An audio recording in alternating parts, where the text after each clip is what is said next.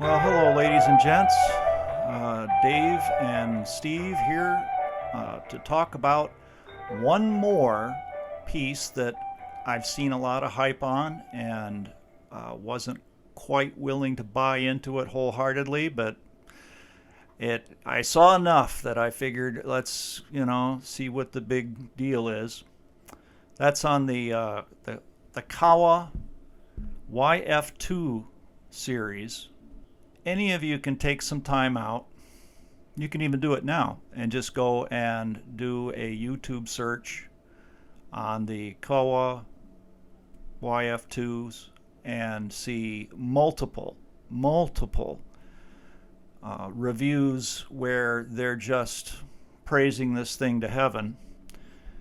And there's even one guy did a review talking about comparing this thing to a Swarovski of comparable size and declaring that when he was doing close-in examinations on targets, he noticed that the center resolution was actually finer with this $100 Kowa, or Kowa, however you pronounce it, finer than the Swarovski.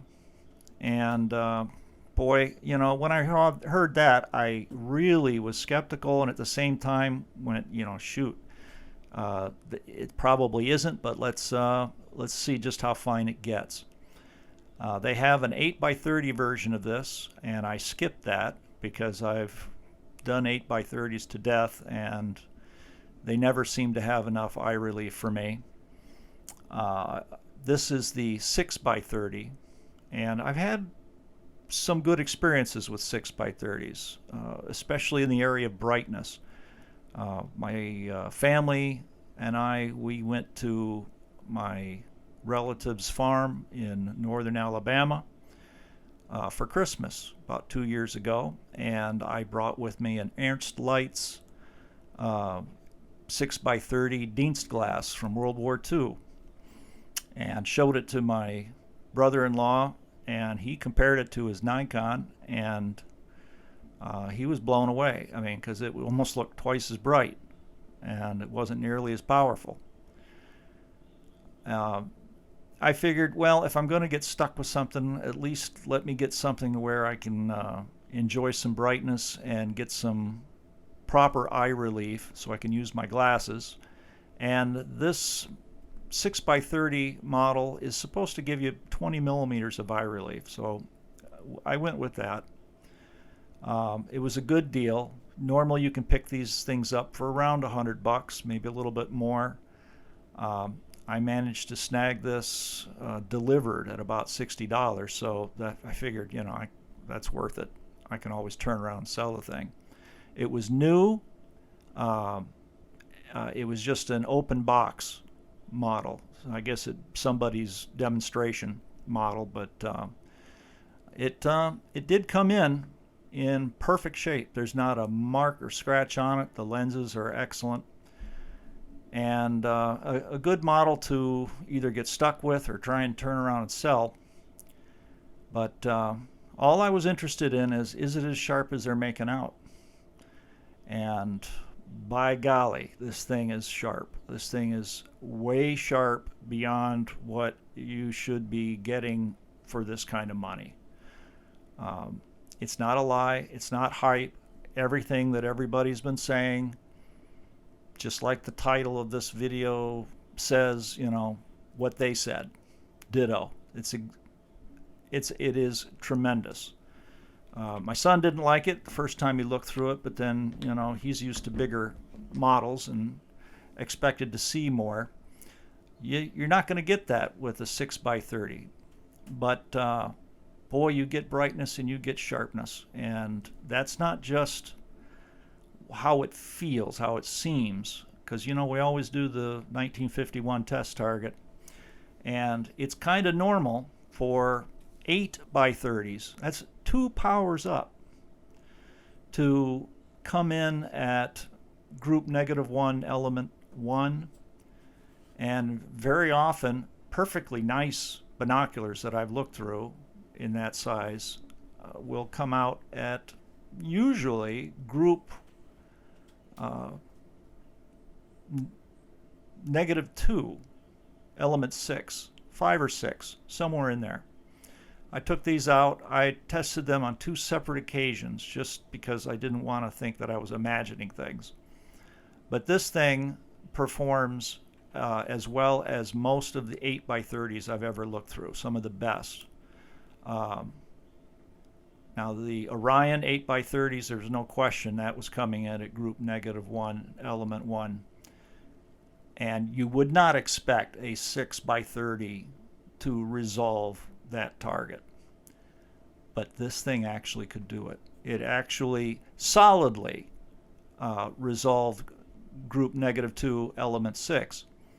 But like so often, you give your eyes a chance, you relax, and it would start to fall right into, you know, group -1, element 1.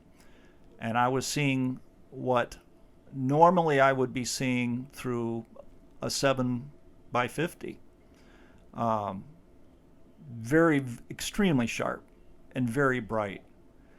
It's waterproof. It's light. It's handy.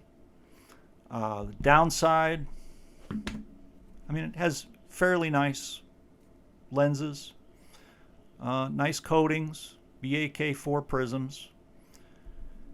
Downside would be focus, because, and I'm only saying that it's a downside in that it's not like Swarovski. You know, it's not like Leica. I guess they designed this thing for kids, but it is a little bit stagey, the center focus. Not the finest. Do I have trouble focusing? No, not at all, especially with these interesting indentations. Again, probably because they were thinking little kids' fingers, but I'm telling you, with gloves, you definitely engage it with this thing. The diopter works nice and smooth. I'd say the center focus is just, you know, a little less than perfect. But what do you expect? $100, and the view is outstanding.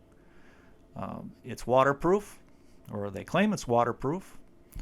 And probably one of the neatest things about this, and it's really bugging me now, is that the eye relief is indeed rather generous. It's so generous. I actually could extend the adjustable eye cups by one position and still be seeing easily the edge of the field. What that makes me wonder is, had I gotten the 8x30, would I be able to actually see the edge of the field? Finally find the 8x30 that I always wanted? That's going to be something that sits out in the future for me, and I'm going to hope that maybe someday I can find out. I'm just passing on that this unit has very serious eye cup adjustment. It definitely engages firmly, doesn't collapse. Very light and handy. These things, kind of a surprise. Brilliant, super bright, super sharp. And if you can rustle up the kind of money that I had to put out to get them, you need to do it. You need to sell your shoes and buy one, because this is just too nice. And not a lie, not false advertisement out there. People are being fairly accurate in their description of it, and thought you ought to know it. That's it, and we'll see you next time.